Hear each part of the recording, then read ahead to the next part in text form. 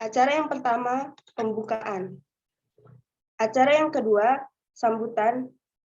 Acara yang ketiga, pelatihan statistik. Acara yang keempat, sesi tanya-jawab. Acara yang kelima, kuis. Acara yang keenam, penyerahan sertifikat. Acara yang ketujuh, dokumentasi. Dan acara yang terakhir, penutup. Tanpa memperpanjang waktu, marilah kita buka acara ini dengan bacaan basmalah bersama-sama. Bismillahirrahmanirrahim. Semoga dengan bacaan basmalah tadi, acara ini akan berjalan dengan lancar dan pengetahuan yang kita dapat nanti bisa memberikan manfaat yang besar bagi kita semua. Amin ya robbal alamin. Acara selanjutnya yakni sambutan dari Ketua Restori, Bapak Ferry Dwiryanto MSCFP. Kepada Bapak Ferry Dwiryanto MSCFP dipersilakan.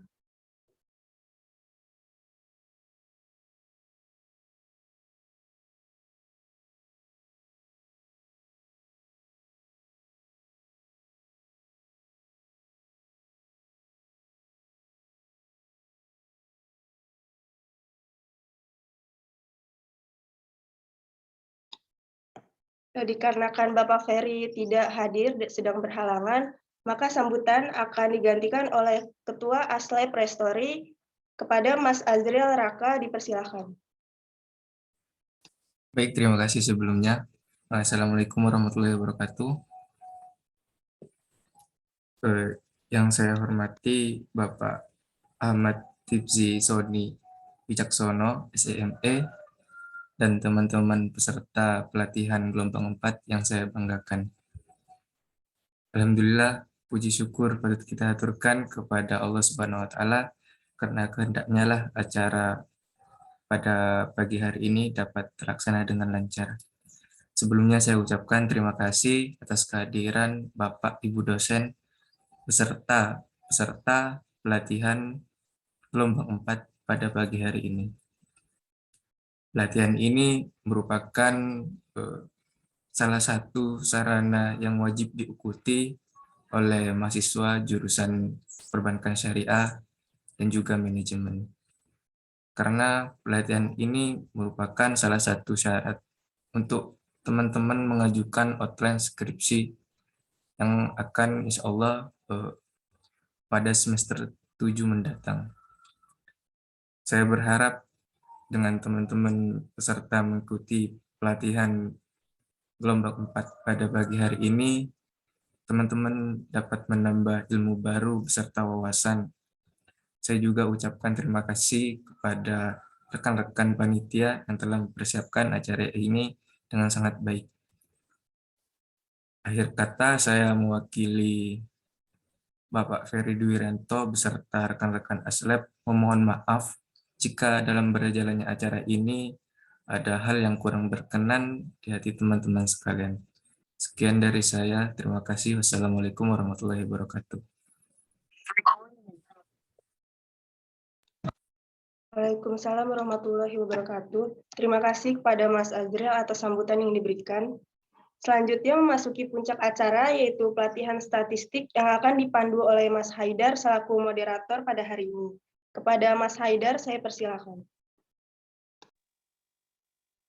Baik, terima kasih kepada MC atas kesempatan yang diberikan. Baik, peserta pelatihan sekalian, langsung saja memasuki acara inti yang paling kita tunggu, yaitu penyampaian materi sekaligus diskusi yang nantinya juga akan ada sesi tanya-jawab setelah penyampaian materi selesai. Sebelum memasuki materi, di sini saya akan memperkenalkan pemateri kita pada pagi hari ini. Nama Ahmad Tibrizi Soni Wicaksono, SEME, riwayat pendidikan S1 Studi Pembangunan Ekonomi di UIN Syarif Hidayatullah, Jakarta. S2 Perbankan dan Keuangan Islam di UIN Syarif Hidayatullah, Jakarta. Adapun pengalaman beliau yaitu junior konsultan di PT Usadi Sistem Indo Informatika pada tahun 2014-15, dosen di UIN Syarif Hidayatullah, Jakarta pada tahun 2018 2019, dosen di UIN Maulana Malik Ibrahim Malang tahun 2019 sampai sekarang. Beliau juga aktif di kepenulisan. Beliau aktif di Journal of Islamic Marketing di JIMA tahun 2020 sampai sekarang. Beliau juga editor di Jurnal MIT, Manajemen Ide dan Inspirasi tahun 2020 sampai sekarang. Mungkin itu sedikit dari pengalaman-pengalaman beliau. Baik, selanjutnya saya di sini akan sampaikan beberapa ketentuan acara ini. Yang pertama, untuk penyampaian materi pembicara kami berikan waktu selama 120 menit. Selama pemateri menyampaikan materi, peserta tidak diperbolehkan untuk bertanya. Sesi tanya jawab akan dibuka setelah pemateri selesai menyampaikan materi. Demikian ketentuan yang kami sampaikan. Selanjutnya kami persilahkan kepada yang terhormat Bapak Ahmad Tibrizi Soni Wicaksono, SEME, untuk menyampaikan materinya. Oke, baik. Terima kasih Mas Haidar. Assalamualaikum warahmatullahi wabarakatuh. Selamat pagi semuanya teman-teman ya di sini. Ya, termasuk juga panitia ya. Terima kasih sudah menginvite saya sebagai salah satu narasumber lah yang mungkin ya dalam acara ini. Ini sebenarnya bukan pelatihan ya, ini sharing-sharing aja teman-teman ya, sharing session ya menurut saya. Karena belum tentu saya juga lebih memahami daripada teman-teman kan, karena hanya perkara saya lulus duluan, lalu saya lebih tua duluan dari teman-teman semuanya, sehingga jadi saya lebih tahu duluan. Tapi mungkin ke depannya bisa saja teman-teman yang lebih memahami dan juga lebih ahli daripada saya. Ini saya izin share screen ya teman-teman ya, semuanya. Iya, Pak, silakan. Oke, ini santai aja ya. Kalau belajar olah data sih mungkin lebih mudah ya teman-teman ya, dibandingkan belajar statistik secara practically-nya ya, non-software itu memang lebih sulit. Tapi menurut saya persilakan teman-teman sambil mengopi, sambil minum teh, nggak ada masalah. Yang penting tetap mengikuti materi ini ya. Dan ini juga kemarin ada tambahan dari Pak Ferry, minta saya untuk sedikit menjelaskan variabel dummy. Ya, jadi mungkin ada beberapa yang di modul yang saya berikan itu tidak ada penjelasan tentang dummy, karena memang dimintanya agak-agak last minute. Jadi saya hanya menambahkan di datanya aja. Jadi nanti olah datanya hampir mirip, dummy variable dan non-dummy variable untuk kategori time series ya. Nanti saya akan coba kasih praktek ya teman-teman semuanya. Ini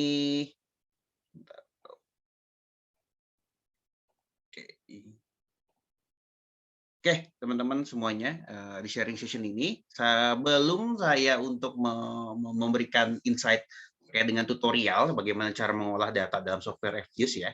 Jadi memang sebenarnya teman-teman untuk tool statistik itu banyak sekali ya. Kalau teman-teman pakai buat regresi berdata, buat forecasting, efisiensi, terus apa lagi ya, dan lain sebagainya itu banyak, tidak hanya menggunakan Fuse. Cuman memang biasanya kalau untuk data yang sifatnya non-behavior, NumRig ya, yang memang untuk statistik economics itu biasanya lebih cocok.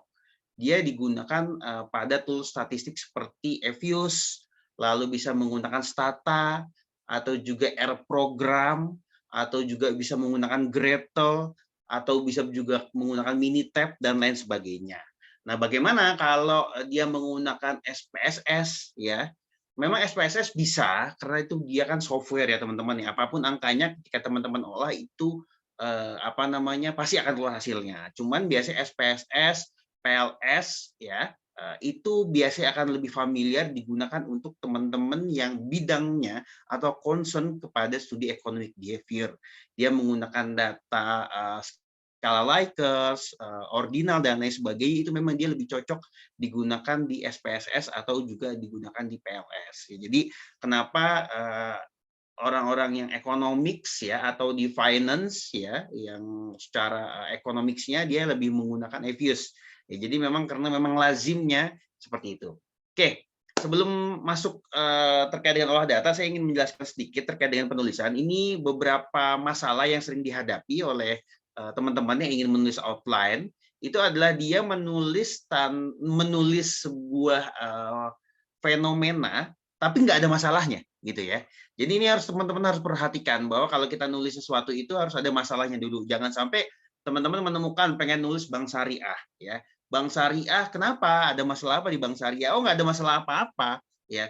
Biasanya malah yang sering dilakukan adalah dia menulis data pertumbuhan bank syariah itu meningkat.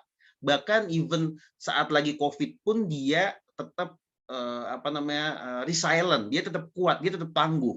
Lalu dalam penelitiannya dia pengen mengukur efektivitas perusahaan tersebut atau bank syariah tersebut. Ya udah pasti bagus dong. Orang dia kuat, dia tangguh, dia lentur dalam menghadapi krisis ekonomi, terus mau dicek efisiensi, udah pasti efisiensi, udah pasti bagus ya. Atau pengen ngelihat pengaruhnya bagaimana internal factor seperti misalnya dana pihak ketiga, simpanan dan lain sebagainya terhadap profitabilitas bank syariah ya di masa pandemi. Sementara data yang dijelaskan di awal di introduction adalah datanya pertumbuhan ekonominya meningkat, pertumbuhan bank syariah meningkat, pembiayaan meningkat, dana pihak ketiga meningkat. Lalu buat apa lagi diteliti? Ya kan? Selesai sampai di situ ya. Jadi bahkan ketika masuk ke bimbingan atau mengajukan judul dengan analogi fenomena seperti itu udah close case ya, nggak perlu lagi diteliti, ini udah pasti berpengaruh ya. Nah ini adalah kesalahan yang sering terjadi bagi teman-teman yang baru mulai menulis, menyusun kerangka skripsi ya, diajukan untuk outline bahkan untuk sidang proposal. Nah itu biasanya case close ya, udah nggak usah diperdebatkan lagi, dia pasti ganti judul. Ini harus diperhatikan ya teman-teman, harus dilihat dulu masalahnya apa. Jadi sebenarnya harus bisa memahami adanya gap kondisi dalam sebuah permasalahan. Kayak misalnya gini, teman-teman ngelihat di parkiran Fakultas Ekonomi, misalnya di situ ada parkiran dekan, ya. Terus tiba-tiba yang parkir di situ bukan Pak Dekan, tapi adalah mahasiswa semua. Itu kan ada kondisi yang nggak ideal, ya. Nah untuk itu teman-teman boleh melakukan riset, ya, bahwa teman-teman wawancarain atau teman-teman melakukan sebaran kuesioner kepada mereka yang parkir di situ, atau enggak setiap mahasiswa udah tahu belum kalau ada parkiran khusus untuk Pak Dekan dan lain sebagainya ya. Tapi kalau seandainya begini fenomenanya adalah di situ adalah parkiran Pak Dekan, yang parkir Pak Dekan. Selesai, nggak ada masalah loh ya. Nah, kalau kayak gitu ya nggak usah diteliti. Tapi yang harus diteliti adalah fenomena bahwa ada kondisi tidak ideal. Nah, ini sering sekali terjadi bagi teman-teman mahasiswa bahwa kondisinya udah ideal, kondisinya sudah sesuai, lalu diteliti ya buat apa? Ya, itu ya harus diingat ya teman-teman ya. Lalu ya ini tadi penjelasannya. Nah, ini teman-teman juga harus pahami dalam sebuah menulis karya ilmiah ya. Ini agak ini aja ya, agak cepat aja ya. Kalau teman-teman nulisnya adalah kuantitatif ya, datanya kuantitatif, data pure statistik, maka arahnya dalam menyusun introduction atau menyusun pendahuluan adalah deduktif ke induktif. Deduktif itu adalah ngomongin sesuatu yang global dulu, yang secara umum dulu, baru mengerucut ke sesuatu yang sifatnya khusus.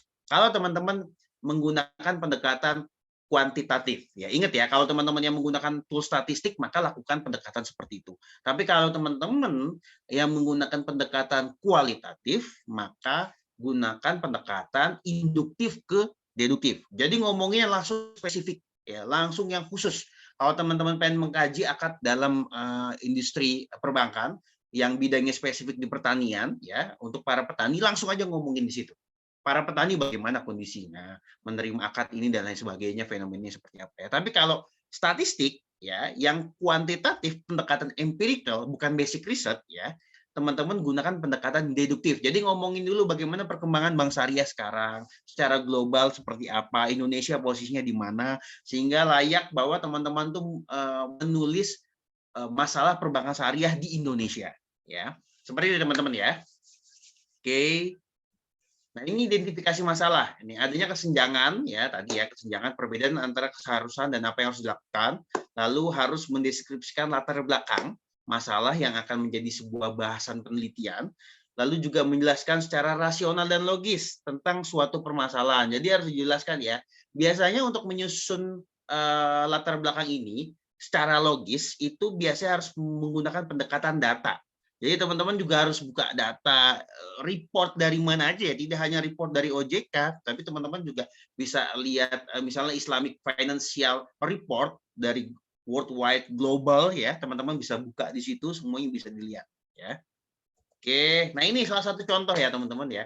Ini salah satu contoh yang cara menyusun introduction ya. Kalau teman-teman lihat di sini datanya, ini kan meningkat semua ya. Data perkembangan financial intermediary. Intermediary itu ada fungsi bank ya teman-teman sebagai lembaga perantara. Itu biasanya bisa direpresentatifkan dengan pembiayaan bagi hasil, penempatan dana dana pada Bank Indonesia, lalu juga investasi surat berharga ya. Di sini juga ada variabel Y-nya, itu adalah profitabilitas. Jadi apakah ketiga ini punya pengaruh nggak sih sama profitabilitas? Nah, teman-teman bisa lihat di sini. Fenomenanya kalau secara perkembangannya dia pasti terakumulasi, dia akan naik terus. Ya, teman-teman bisa lihat di sini ya. Dia naik growth ya untuk pembiayaannya ya. Nah, ini teman-teman bisa lihat nih growth ya. Nah, ini juga growth ya, turun sedikit growth. Nah, di sini yang turun nih. Ini tapi growth semua. Kalau udah growth begini ya, teman-teman menyajikan seperti ini ngapain lagi diteliti? Udah pasti berpengaruh. Orang datanya meningkat semua ya. Benar ya? Jadi kan kayak gini, ya udah ngapain lagi, fenomenanya nggak ada. Ini fenomenanya adalah bank syariah selalu meningkat, growth terus, enak datanya dilihat ya, seperti ini. Jadi kalau kayak gini ya teman-teman nggak bisa dan tidak layak untuk melakukan penelitian terkait dengan tema ini. Ya. Bagaimana cara merubah sudut pandangnya sehingga ini menarik untuk diteliti? Teman-teman bisa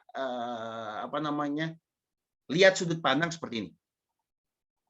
Nah ini. Kalau tadi kalau perkembangan itu sifatnya akumulatif ya teman-teman, jadi tambah terus berkembang dari tahun ke tahun ditambah. Tapi kalau pertumbuhan itu pasti nilainya akan berbeda. Jadi dia growth-nya seperti apa dari tahun ke tahun. Nah ini ada rumusnya. Ini rumusnya simpel banget ya teman-teman ya. Selisih antara tahun sebelumnya dengan tahun sekarang, angkanya berapa dibagi dengan tahun sebelumnya, dikalikan dengan 100. Nanti akan ketemu hasilnya. Maka kalau teman-teman lihat pertumbuhan, maka datanya akan variatif nih. Tahun 2010 dia minus, lalu seperti ini ya, naiknya stuck ya. Ini kan aneh nih, kok dia stuck terus nih untuk pembiayaan. Lalu di sini bisa lihat teman-teman, untuk penempatan dana pada Bank Indonesia naik tinggi, turun, naik sedikit langsung terjun bebas, naik lagi stabil. Nah, ini kan ada masalah ya. Kalau kita lihat profitabilitasnya di sini sempat turun, naik dan stabil. Nah, ini kan aneh. Datanya menarik untuk diteliti karena dia sifatnya acak ya. Bahwa kalau sifatnya acak seperti ini ada fenomena apa nih? Nah, untuk memastikan dengan data yang mengalami kondisi yang ketidakpastian ya, seperti ini, bahwa teman-teman untuk meneliti memastikan apakah variabel-variabel ini berpengaruh nggak sih ya terhadap si profitabilitas, maka teman-teman do research ya, melakukan penelitian untuk melakukan pembuktian. Tapi kalau datanya seperti tadi ya teman-teman ya, kalau datanya udah seperti tadi seperti ini, ngapain lagi diteliti, udah bagus ya. Tapi kalau seperti ini teman-teman masih bisa merasionalkannya ya, based on data, tapi yang dilihat pertumbuhannya bukan perkembangan. Oke. Lalu di sini juga teman-teman jangan lupa untuk memasukkan namanya research gap, ada perbedaan pandangan dari para peneliti terkait dengan topik penelitian teman-teman di sini, bahwa ada yang menyatakan bahwa hasilnya bahwa misalnya pembiayaan punya pengaruh positif terhadap profitabilitas, ada juga yang mengatakan punya pengaruh negatif. Ada juga yang mengatakan tidak berpengaruh dan lain sebagainya. Ini wajib ya untuk lebih mempertajam lagi kenapa teman-teman melakukan penelitian dengan tema ini ya. Nah, ini juga hal yang harus diperhatikan dalam penelitian. Nah, ini tujuan penelitian, rumusan masalah, hipotesis dan kesimpulan harus inline ya, teman-teman ya. Jadi, jangan sampai tujuan penelitiannya A tapi rumusan masalahnya ke Z. Jangan sampai rumusan masalahnya ada 4 ya, tapi hipotesisnya itu ada 10. Kesimpulannya ada 10 poin. Nah, itu kan udah ngaco ya. Jadi harus inline. Kalau rumusan masalahnya ada 4, apa yang dicari ada 4 poin, Lalu hipotesisnya bisa dibikin 4 poin. Kalau hipotesisnya hipotesis penelitian 4 poin. Kalau hipotesis statistik maka dikalikan 2 karena ada HO dan juga H0 dan H1 ya. Seperti itu teman-teman ya. Nah, kesimpulan juga harus sama ya. Jadi harus inline, jangan sampai berbeda. Nah, ini biasanya yang paling mudah dalam mengecek kalau teman-teman lagi sidang. Biasanya yang paling mudah saya cek ada pertama ya 4 ini, tujuan penelitian, rumusan masalah, hipotesis sama kesimpulan. Dia sama nggak, inline nggak? Kalau misalnya dari tujuan penelitian, rumusan masalah udah sama, kesimpulan udah sama, tapi hipotesis udah sama, tapi kesimpulannya ngaco, beda dan lain sebagainya, tidak menjelaskan 4 poin tersebut. Ya kalau misalnya dari rumusan masalah 4 poin, ya itu udah gampang banget pas sidang. Kamu ngapain aja nih? Rumusan masalah ada 4 poin, tapi kesimpulan yang dijawab cuma 1 poin. Nah seperti itu teman-teman ya. Ini harus diperhatikan banget. Nah ini juga adalah landasan teori. Ini saya sering banget menemukan ya teman-teman kesalahan menurut saya karena di bab 2 itu bukan landasan konseptual. Ini perhatikan ya. Rata-rata teman-teman ketika menulis skripsi itu yang ditulis landasan konseptual. Padahal dari sistematika penulisan dia menyatakan bahwa landasan teori. Ingat, teori dan konsep adalah hal yang berbeda jauh gitu ya. Kalau teori itu adalah gagasan yang sudah diverifikasi secara empirikal atas kebenarannya. Tapi kalau si konseptual ini dia baru ide dan gagasan aja yang belum diuji. Gitu. Jadi ada perbedaan yang jarak yang jauh ya antara teori dan juga konseptual. Nah ini biasanya teman-teman di bab 2 dia nulis, misalnya kalau dia ngomongin bank syariah ditulis bank syariah adalah bla bla bla bla. Misalnya variabelnya pembiayaan adalah bla bla bla. Itu nggak perlu. Itu ngapain? Teman-teman buang-buang tenaga untuk menulis itu. Karena yang diminta adalah landasan teori, maka jelaskan teori yang memayungi riset teman-teman. Kayak misalnya salah satu contoh ya, dengan teori yang dengan variabel yang tadi ya bagaimana mendukung profitabilitas, di situ ada variabel yang variabel X-nya adalah pembiayaan bagi hasil, lalu penempatan dana pada Bank Indonesia, dan juga tadi ada investasi surat berharga.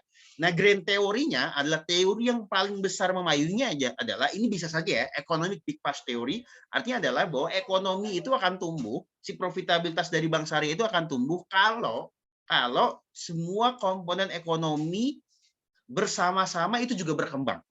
Ya. Nah, ini ada teori dasarnya yang memayungi, teori paling luasnya, lalu diturunkan ke middle rank teori adalah economy of scale theory. Artinya adalah ketika terjadi penurunan input ya, maka jumlah profitabilitas juga akan meningkat ya.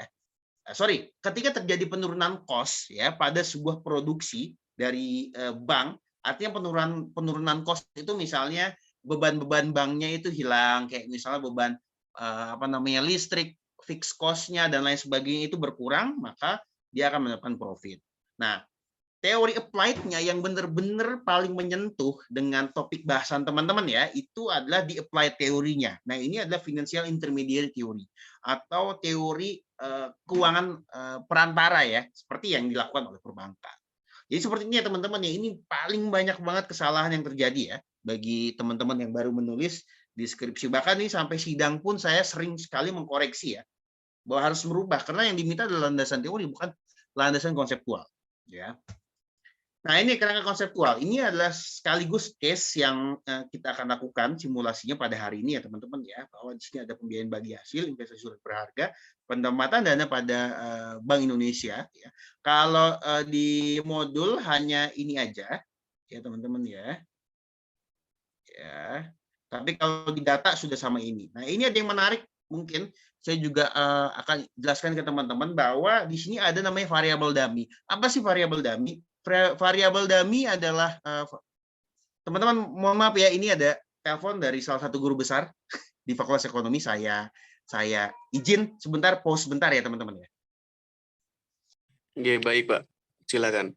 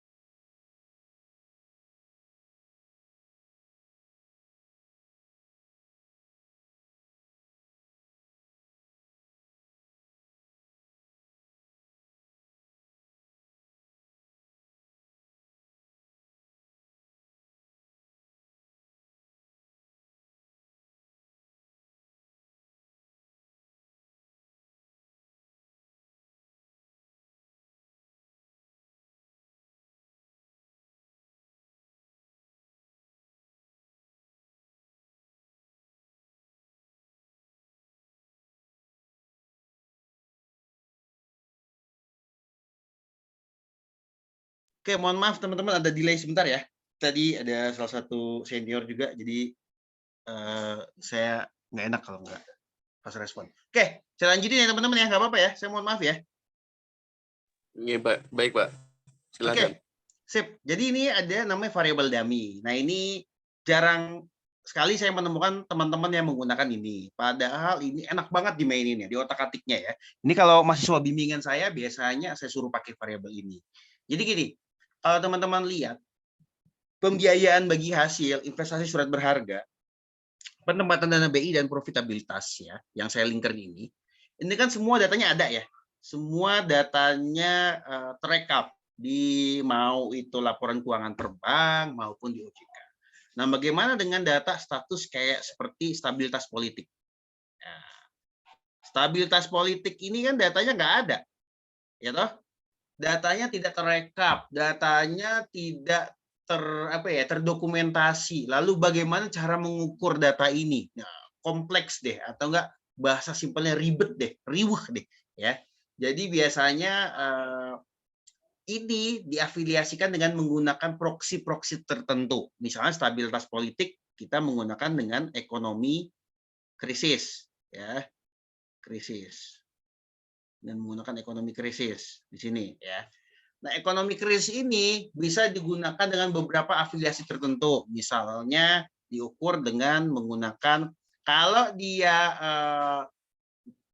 sebuah negara itu mengalami fase krisis ya, belum mengalami fase krisis, maka ditembak aja datanya jadi 0, diisi. Kalau dia sudah mengalami fase krisis, diisinya 1. Gitu ya. Nah, ini juga berlaku untuk variabel yang lain. Dalam artian untuk variabel dummy ya. Misalnya teman-teman pengen ngelihat di sini bencana alam ya. Bencana alam ya. Bencana alam mempengaruhi nggak sih profitabilitas dari perbankan ya. Di sini misalnya proksinya adalah teman-teman menghitung jumlah bencana ya, atau enggak bukan jumlah bencana ya.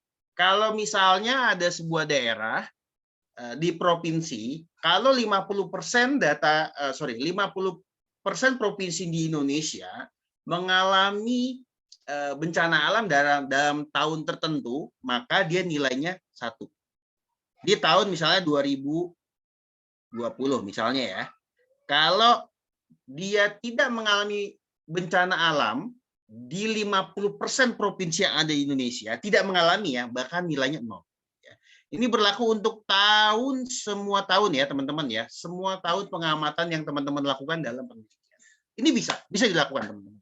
Tapi harus banyak data tadi. Jadi teman-teman lihat, wah kalau di Indonesia tahun 2019 dia ada beberapa daerah ya yang mengalami bencana alam ya. Dia nyampe 50% nggak ya? Kalau dia menyampai 50%, maka tahun 2019 diisi nilainya 1. Kalau dia tidak sampai, maka diisi nilainya 0. Nah, ini adalah nama variabel dummy. Ya. Ngolahnya gimana? Sama aja dengan regresi berganda biasa. Sami mawon. Ya. Sama aja, nggak ada masalah. Tapi memang penentuan dia 0 dan 1, ya, seperti krisis ini, 0 dan 1, ini harus ada literatur. Dia harus ada literatur yang kuat. Ya. Minimal ada rujukannya, bagaimana cara memilih dia 0 dan dia 1, seperti itu. Gitu ya. Jadi memang harus ada rujukannya, jangan sampai tidak ada rujukan ya, teman-teman. Seperti itu ya, teman-teman ya. Jadi bisa di-engage atau bahasanya bisa dilekatin, bisa dikawinin, bahasanya seperti itu ya. Jadi jangan hanya terpusat sama variabel-variabel finance saja gitu ya. Variabel-variabel ini aja yang dipakai. Kalau hanya begini aja, terus terang ya, teman-teman ya. Ya udah ketinggalan gitu loh, dalam artian bahwa 3 tahun yang lalu kakak kelas kalian juga melakukan ini untuk penulisan skripsi gitu kan. Jadi apa kebaruan yang Anda lakukan? Nah, makanya untuk menambah kebaruannya, maka teman-teman silakan tambah variabel. Sebagai contoh, salah satu mahasiswa bimbingan saya kemarin saya suruh untuk memasukkan namanya kayak indikator background education ya dalam perbankan syariah. Kalau bank tersebut board of director-nya, direkturnya punya background pendidikan di bidang finance, maka nilainya 1. Tapi kalau dia tidak punya pendidikan background di bidang finance, maka nilainya 0. Seperti itu. Jadi kan lebih kaya penelitiannya ya. Jadi ini juga salah satu opsi yang bisa saja jadi insight buat teman-teman semuanya untuk menambah variabel lain ya dalam penelitian kalian. Seperti itu teman-teman. Oke. Next. Nah, ini penjelasannya yang tadi sudah saya sampaikan ya. Ini nanti teman-teman silakan baca aja ya. Silakan baca aja karena ini hampir sama dengan apa yang saya jelaskan tadi. Nah, kalau di sini sebagai contoh saya menetapkan 0 ini adalah sebelum terjadi krisis ekonomi 97 ya. Itu saya kasih nilai 0. Kalau dia sudah melewati krisis, maka dia dapat nilainya 1 ya. Nah, ini asumsi klasik, ini standar. Mungkin teman-teman bakal lihat banyak literaturnya, ada di mana-mana. Uji normalitas ya. Jarquet-Beranya itu harus probability-nya harus di atas alfa. Alfanya itu adalah 0,05. Sebenarnya banyak ya, alfa itu bisa saja teman-teman pakai di 0,01 atau 10 ya. Tapi tergantung bagaimana tujuan penelitian teman-teman. Kalau di bidang sosial sebenarnya nggak ada masalah, 0,05 sampai dengan 0,10 itu masih bisa gitu ya. Masih aman-aman aja. Tapi memang yang lebih lazim biasanya alfanya adalah 0,05. Nah, ini multi-call juga, ini nilai FIV-nya ini harus di bawah 10 ya. Auto call-nya juga di chi-square-nya harus di atas 0,05 ya, sorry ya, 0,005. Lalu di sini juga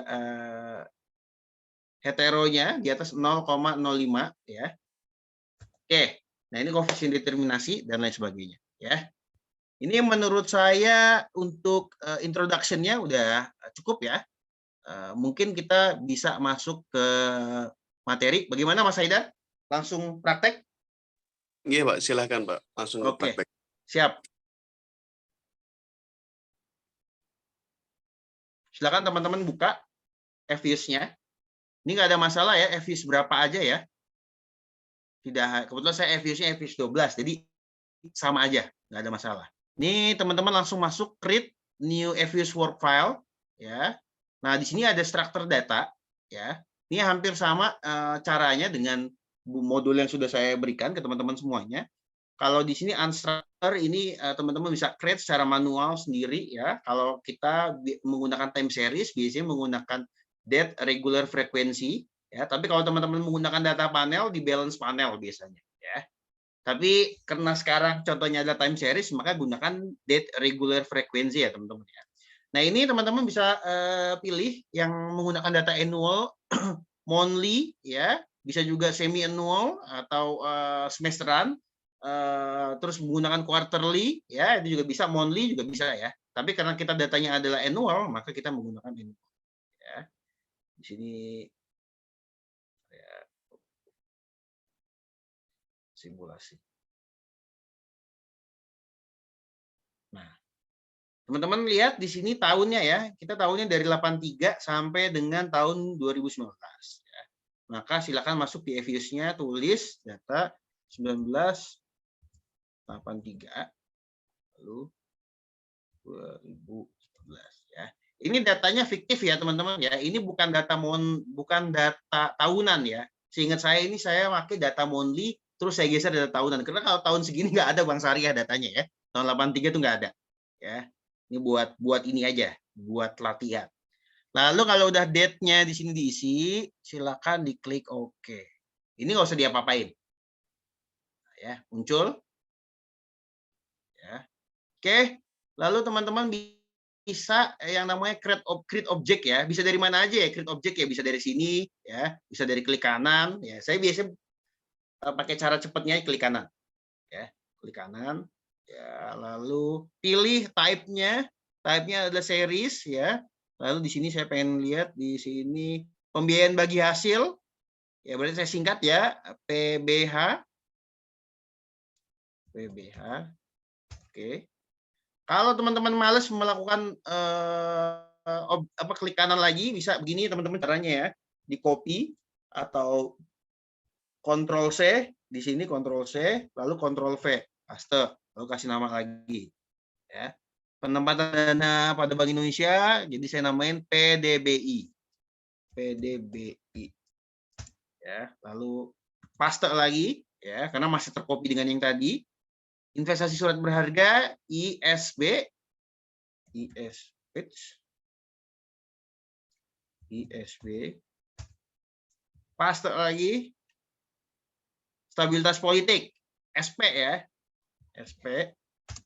Lalu paste lagi. Profitabilitas. Profit. Oke. Lalu teman-teman pengen masukin datanya karena datanya masih kosong toh. Di sini tuh masih kosong ya. Caranya gampang. Banyak caranya. Tinggal klik sini juga secara mandiri, ketik edit, paste di sini juga bisa ya teman-teman, tapi dilakukan secara satu-satu ya. Tapi kalau teman-teman malas lagi ya boleh, nggak apa-apa kalau di olahan data karena banyak caranya ya. Di sini P B oke. Ini penempatan dana ini. Oke ya. Ini dipilih ya teman-teman ya, kliknya diurutkan berdasarkan ini ya. Berdasarkan ini. Jadi biar sekalian copy paste ya. Di sini lalu masih dikontrol ya, kliknya diklik kontrol lalu buka S group. Nah, dia kan kesusun gini nih. Nah, ya kan kalau udah kesusun gini teman-teman tinggal buka edit, klik edit. Ya. Yes. Dengan edit ya. Lalu teman-teman tinggal paste aja di sini. Ingat, data yang teman-teman masukin harus titik ya, jangan pakai koma. Ya, untuk di FUSE dia tidak capable untuk menerima koma ya. Kalau teman-teman misalnya 15,7 ya jangan pakai koma, 15,7, 15,7 gitu ya. Di sini langsung dipaste aja. Nah, ya. Bicara malesnya. Close. Udah keisi semua datanya. Tuh, ya. Udah keisi semua datanya. Aman. Lalu teman-teman berikutnya adalah langsung melakukan olah datanya ya. Pertama-tama yang diklik adalah Y-nya dulu. Profit. Habis itu kontrol, pilih lagi. Saya pengen ngurutan PBH, lalu ini ya. Klik kanan ditahan ya. Lalu open as equation. Sekarang as equation ya teman-teman ya. As equation. Klik ya. Ini saya boleh diparkir di depan, boleh diparkir di belakang. Tapi kalau saya cenderung malas ngapa-ngapain, saya biarkan aja diparkir di belakang. Ya. Ininya nggak usah diotak-atik, optionnya nggak usah diotak-atik. Ya, nggak ada masalah. Gini aja. Klik. Sudah jadi teman-teman hasilnya. Ya. Ini untuk hasil uji T-nya sama uji F-nya dan juga R-square-nya. Ya. Tapi sebelum ke situ, ya pastinya kita harus menguji dulu uji asumsi klasiknya. Datanya sifatnya normal enggak? Ada multi-call ora gitu kan. Ada hetero ora gitu. Ada apa lagi? Autocall ora. Ini dicek dulu semuanya ya. Dicek dulu semuanya teman-teman ya. Data ini bisa di-save dulu, nggak ada masalah. Kalau teman-teman mau nge-save, tiknya freeze ya. Lalu name, namain. Nah, ini teman-teman pengen namain apa? Misalnya uji misalnya langsung aja R underscore square ya, dia tidak bisa space ya, tidak bisa spasi ya teman-teman ya. Nah begini ya, kalau udah gini kan dia langsung tuh, dia langsung kesimpan teman-teman di sini tuh R square ya. Ingat kalau mau langsung ngolah lagi boleh ya, ngolahnya langsung dari yang sininya ya, bukan yang bentuk tabel. Kalau bentuk tabel dia di close. Nah tapi mengolahnya yang bentuknya equation kayak gini ya. Nah, ini kan datanya tadi baru R square ya, tinggal diklik view, dirubah lagi. Pak Bro, saya mau cari uji normalitasnya. Ya, uji normalitasnya silakan pilih di sini, ada di histogram normality test. Diklik, tuh. Normality testnya berapa? Di atas 0,05, berarti aman. Ya, lolos uji normalitas ya. Saya biasanya lebih suka menggunakan ini, teman-teman, daripada menggunakan grafik ini. Kalau grafik histogram itu debatable. Karena bisa saja orang menganggap ini tidak ada lengkung arah naik, uptrend. Ya, seperti itu. Tapi kalau udah menggunakan uji probabilitas dalam Jacquet merah, itu udah aman. Ya. Seperti itu, teman-teman. Ya, ini bisa di, save lagi. Freeze, name. Ya. Normality. Ya. Save. Tuh. Yang ini yang bentuk grafik, close-in aja. Yang ini masih bisa dioperasionalkan lagi. Ya. Pak, saya yang tadi R square-nya lupa ke save, tinggal balikin aja view, lalu estimation output. Tuh. Bisa balik lagi dia. Karena di sini persamaannya ya. Di sini induknya ibaratnya ya. Oke, balik lagi di view, kita klik lagi untuk pengen uji mana nih? Uji hetero. Sip, klik. Lalu sebenarnya uji hetero itu banyak ya, bisa uji White, Glatzer, Bruce-Pegen dan lain sebagainya bisa ya. Tapi yang paling banyak digunakan itu Glatzer. Sebenarnya kalau teman-teman di Glatzer nggak lolos ya dicek aja di uji White lolos apa enggak, itu boleh, nggak ada masalah ya. Jadi nggak saklek harus uji Glatzer. Ya. Yang penting ada literaturnya, nggak ada masalah ya. Nah, ini kita pakai uji Glatzer ya. Klik, langsung aja klik, keluar hasilnya. Ya. Di sini chi-square-nya, ya, chi-square-nya itu di atas 0,05.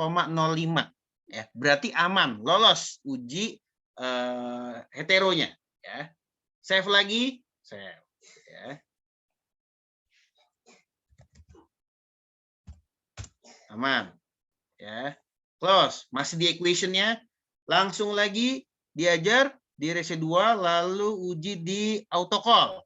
Ya, autocall dia minta lag-nya. Lag-nya normal aja. Ikutin yang ada di sini langsung 2 aja. Klik. Oke. Chi-square-nya lolos juga. Ya. Save. Name.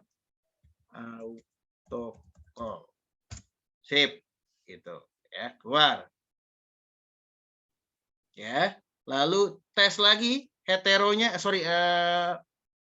multicall-nya bagaimana? Nah, multicall tidak ada di sini ya teman-teman ya, tapi di atasnya, ya, yaitu adalah VIF-nya, variance inflation factor. Diklik, nah keluar. Ya.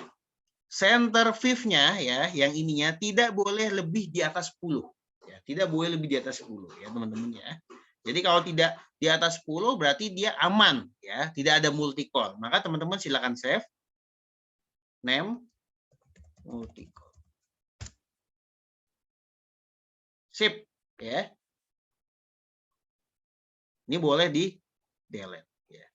Dan ini adalah hasil semuanya, teman-teman, ya. R square-nya udah kebaca, ya. Teman-teman tinggal nanti di split, diambil yang ini, ya. Silakan, ya, untuk uji F-nya, ya. Di copy paste, lalu untuk R square-nya seperti ini, ya. Adjustment R square juga ini uji F-nya. Selesai. Gitu aja teman-teman. Gitu Mas Haidar. Saya rasa cukup. Baik, baik Pak. Terima kasih Pak. Oke, monggo. Mungkin untuk masuk sesi yang kedua yaitu sesi tanya jawab.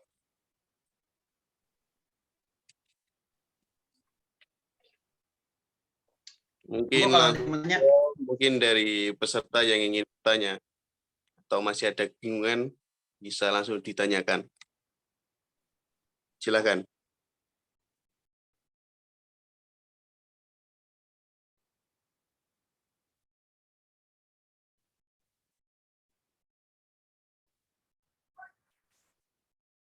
Izin bertanya Mas Haidar. Ya, silakan.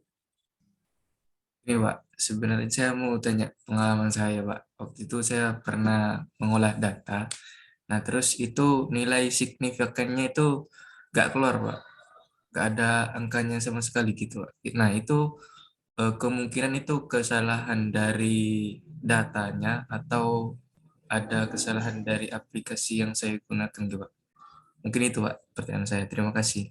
Oke, thank you Azril. Nah, jadi memang pertama biasanya ya, pasti datanya. Biasanya ya. Datanya yang ada bolong. Ada yang bolong. Biasanya memang mungkin apakah kita pakai koma tapi kita lupa. Karena gini, kalau dia pakai koma, dia tidak kan gini ya, kayak data gini nih. Saya belum share screen ya. Bentar ya. Misalnya kan kayak gini ya, ada yang di sini ternyata pakai koma. Ya, misalnya pakai koma 10 gitu ya. Terus di sini pakai koma lagi. Nah, ini kan kita nggak sadar ya.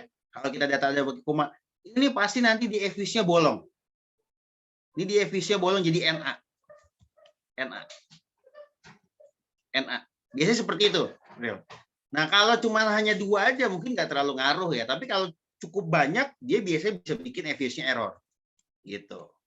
Jadi ada kemungkinan datanya dulu dicek lagi. Kalau memang datanya dicek sudah benar semuanya, berarti ada kemungkinan dari softwarenya. Tapi saya jadi ingat nih, tadi lupa. Ada beberapa hal yang menyiasati ya teman-teman ya. Ketika teman-teman nanti olah datanya kok hasilnya kurang bagus. Biasanya kita bisa transformasi data itu. Jadi kayak misalnya data ini, menurut saya ini saya kurang bagus nih datanya, kok nggak signifikan, nggak lolos uji ini itu ya, uji asumsi klasiknya, maka teman-teman bisa melakukan transformasi data dengan menggunakan generate. Di generate ya, yang di sini teman-teman ini nama data yang nanti akan ada di tampilan ini. Tampilan mana nih tadi ya? Tampilan sini. Ya, tampilan di sini ya. Ini kita coba contoh generate ya. Kita generate ya. Ini kan PBH ya. Ini saya coba namanya jadi LN PBH, lalu di log. Log lalu buka kurung PBH. Sip ya. Enter. Bim salah bim. Keluar dia. Nilainya beda. Oh, nilainya beda. Sama-sama PBH, tapi nilainya beda. Sah nggak Pak kalau data ini dipakai? Sah. Boleh. Nggak ada masalah. Ya. Yang perlu di LN, datanya semuanya atau satu-satu. Bebas.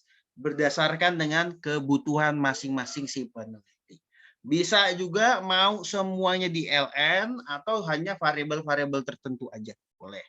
Syarat untuk dilakukan LN apa? Tidak ada syarat kecuali teman-teman mau pakai data yang dasar datanya adalah nilainya 0.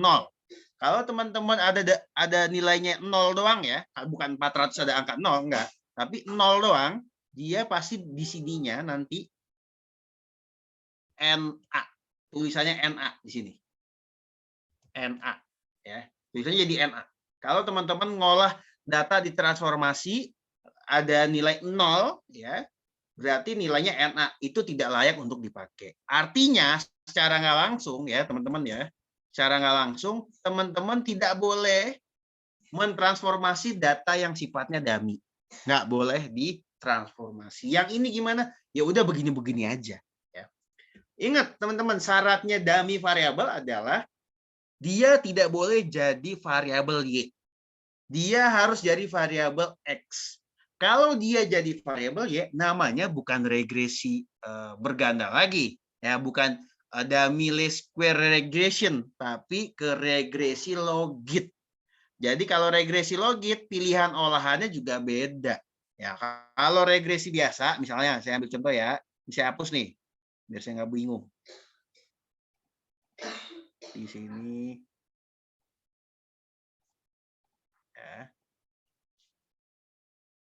Equation. Nah, kalau ini dummy-nya, ini kan variabel Y-nya ya. Ini variabel Y-nya. Dummy-nya di sini ya, dummy sebagai X. Kalau variabel dummy ini nggak perlu dirubah. Tapi kalau variabel dummy-nya ada di Y, ya, ada di Y, maka pilihannya metodenya bukan ini, tapi metodenya adalah logit atau binary. Mana nih? Nah, ini pilihannya yang ini. Ya. Maka beda lagi nanti cara ngolah datanya, interpretasinya maksudnya. Kalau software mah tinggal klik aja gitu, tapi nanti akan beda lagi interpretasinya. Gitu. Oke, gitu, Pril. Oke, Pak. Terima kasih banyak, Pak, atas jawabannya. Boleh, sama-sama. Nah, ini kalau usahakan datanya di atas 50 ya. Kenapa? Karena semakin banyak data, hasilnya juga akan semakin baik, ya. Lalu dia juga hasilnya akan lebih komprehensif dibandingkan dengan data yang kecil. Nah, ini saya ngasih contohnya datanya cuma hampir 38-an doang karena memang saya keterbatasan data ya, teman-teman ya. Dan apa namanya? Data saya data angka real semua gitu kan. Karena untuk ngasih data ke teman-teman itu juga takes time juga, teman-teman. Ngasih data untuk praktek itu. Usahain ya nanti kalau teman-teman secara apa namanya? Realnya itu gunakan data yang lebih banyak daripada 50. Gitu. Oke, ada lagi yang tanyain? Monggo silakan. Mungkin ada pertanyaan lagi untuk materi. Bro.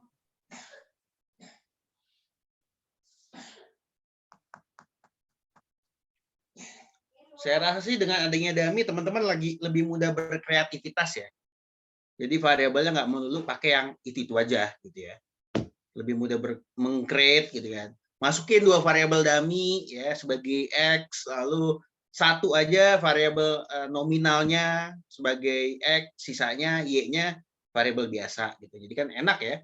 Modifikasinya banyak. Teman-teman temanya nggak itu aja. Jadi kayak misalnya melihat pengaruh bencana alam terhadap profitabilitas bank syariah, pengaruh stabilitas politik terhadap bank syariah, pengaruh krisis ekonomi ya terhadap bank syariah, profitabilitas bank syariah, pengaruh uncertain economics terhadap profitabilitas bank syariah gitu. Jadi lebih enak gitu, kajiannya lebih luas dan itu pasti sangat disukai oleh dosen pembimbing dan penguji juga lebih welcome menerimanya. Gitu.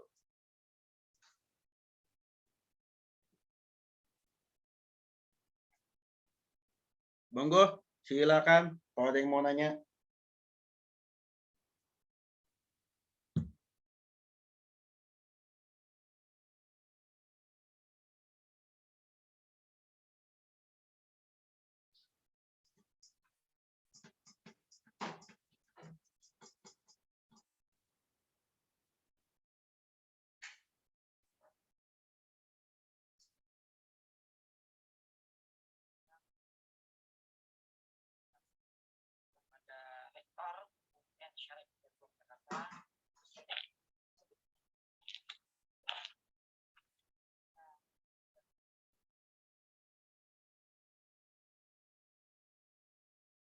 Saya tentu menyampaikan terima kasih dan apresiasi kepada Rektor UN Syarif Network Jakarta beserta seluruh jajaran.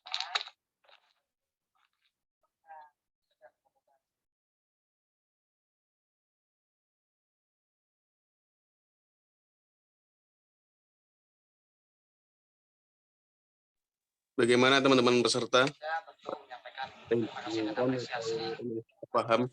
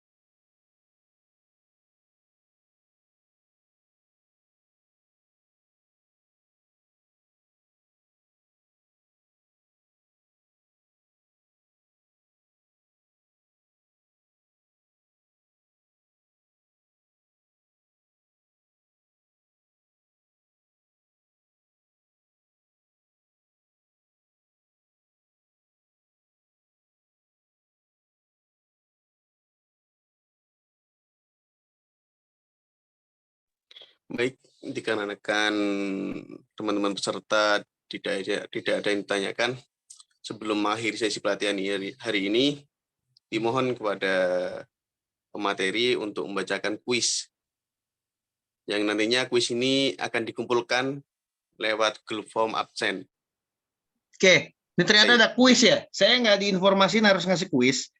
Jadi begini aja, saya minta silakan teman-teman untuk mengolah data dan diinterpretasikan, ya.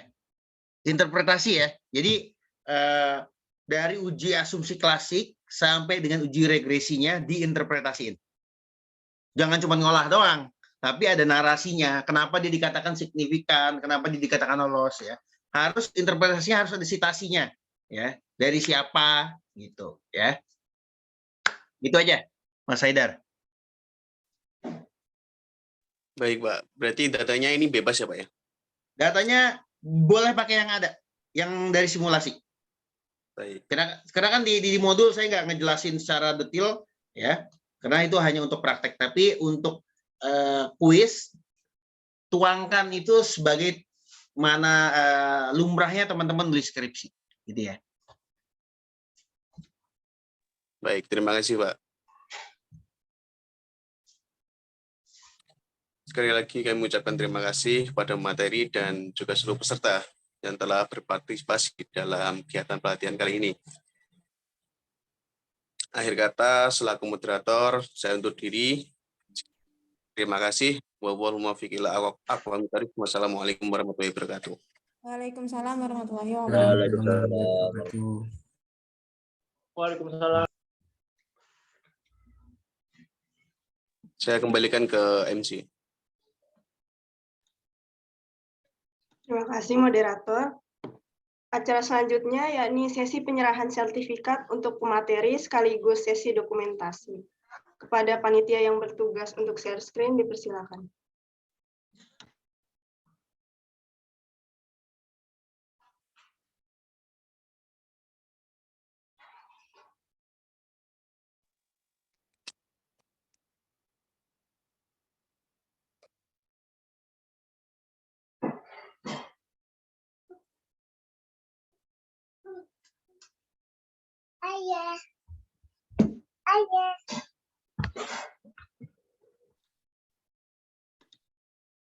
Berikut ini sertifikat sebagai tanda terima kasih dari rekan-rekan asisten lab yang diberikan kepada Bapak Ahmad Tribizi Soni Wicaksono, SEME. Kepada Bapak Soni, kami mengucapkan banyak terima kasih karena telah meluangkan waktunya untuk berbagi ilmu kepada kami semua. Siap. Sama-sama. Sertifikatnya di WhatsApp aja ya, PDF-nya. Saya nggak perlu dibingkai-bingkai. Nggak perlu diantar-antar. Oke. Siap, Pak. Dan untuk teman-teman dipersilakan untuk on cam agar kita bisa melakukan sesi foto bersama sebagai dokumentasi. Silakan teman-teman untuk on cam.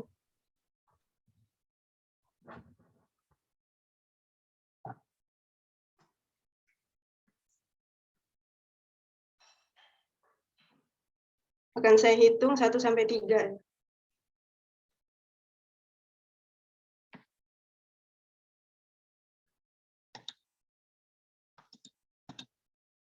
Satu, dua, tiga. Sekali lagi. 1, 2, 3.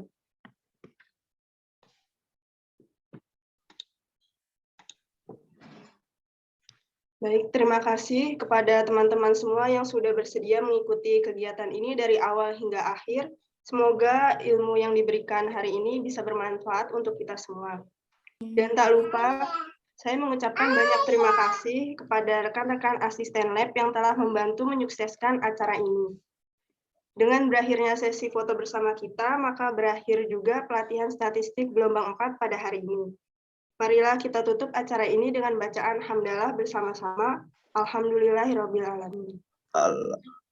Sekian dari saya. Apabila ada kesalahan mohon dimaafkan. Saya Delvihana Permata Isnawan, pamit undur diri dan wassalamualaikum warahmatullahi wabarakatuh. Waalaikumsalam Warahmatullahi wabarakatuh. Oke. Terima kasih teman-teman. Ya, izin live ya. Pak. Terima Terima kasih, Pak. Assalamualaikum. Waalaikumsalam. Waalaikumsalam.